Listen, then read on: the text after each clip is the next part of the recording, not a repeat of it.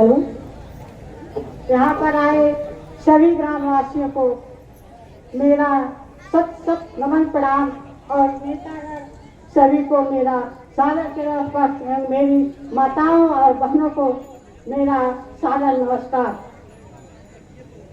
ये सरकार हम सभी लोगों को इतना परेशान कर रही है कि हमें कुछ समझ में नहीं आ रहा है। आज तक तो इतना परेशान की, आज कितना परेशान करेगी। 9 अक्टूबर को हमारी माताओं और बहनों को शारीरिक व्याख्या की। ये जो रतन सिंह दरोगा थे, उन लोगों की शारीरिक व्याख्या की हमारी बेटियों को।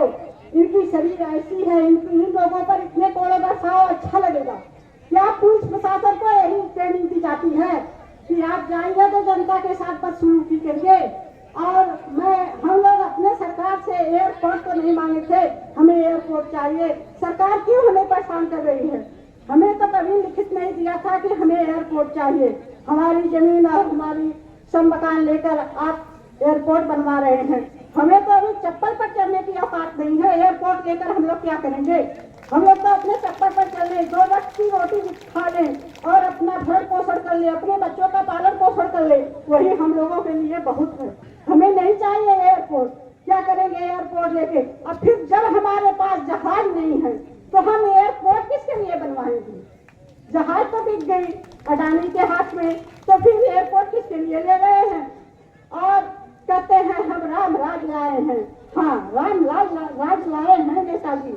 कैसे कि रावण के राज में सीता जी घसीटी गई, जोगी मोदी के राज में हमारी बहन बेटियां 35 टुकड़ों में बांटी जा रही है। जैसे पशु की बलि दी जाती है, वैसे हम इन महिलाओं की बलि दी जा रही है।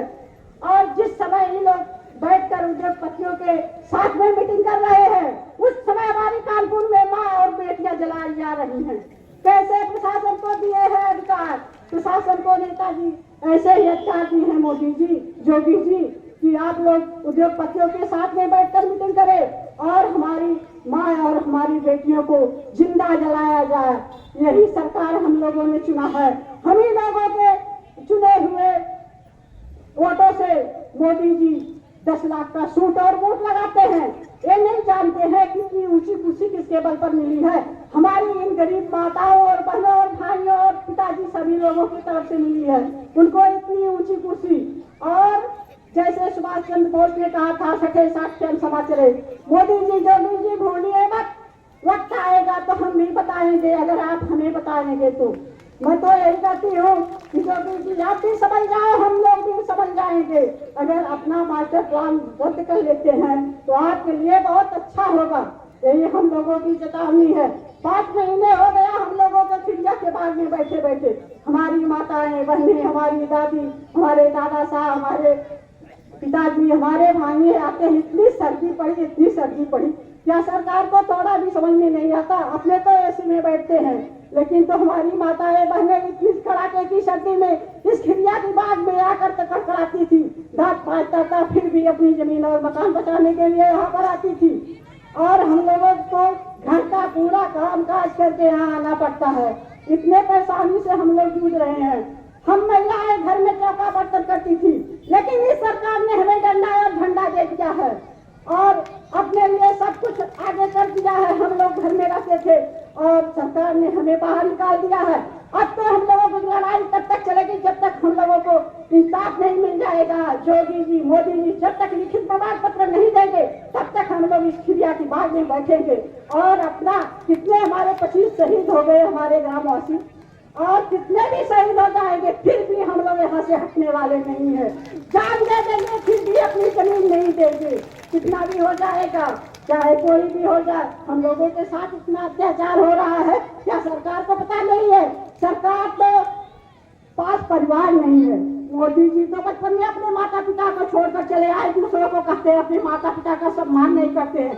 जिस माँ ने उनको जन्म दिया उसे छोड़कर मैदान ले लिए, और जो अपने माता पिता की सेवा किया उसे ताना मारते हैं कि आपके माता पिता जी ने संस्कार दिया है। संस्कार क्या जाने के जोगी जी, जब बचपन से ही अपने माता पिता को छोड़कर चले आए। संस्कार तो वो जानता है जो अपने परिवार में करता है, अपने माता पिता के साथ रहता है, उनके जो डंडा लेकर चलते हैं माता पिता, उस वक्त उसका साथ देता है, वैसे बेटे को सलाम करना चाहिए।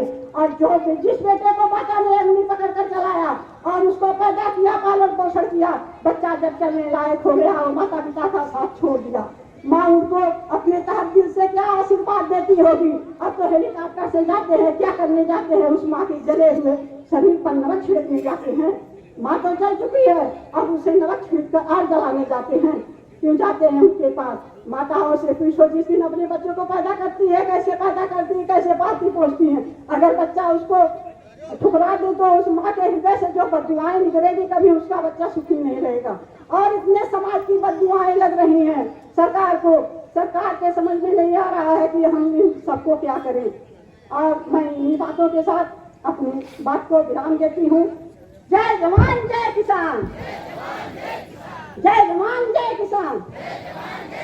नारी शक्ति आई है, नारी शक्ति आई है। जय जवान जय किसान।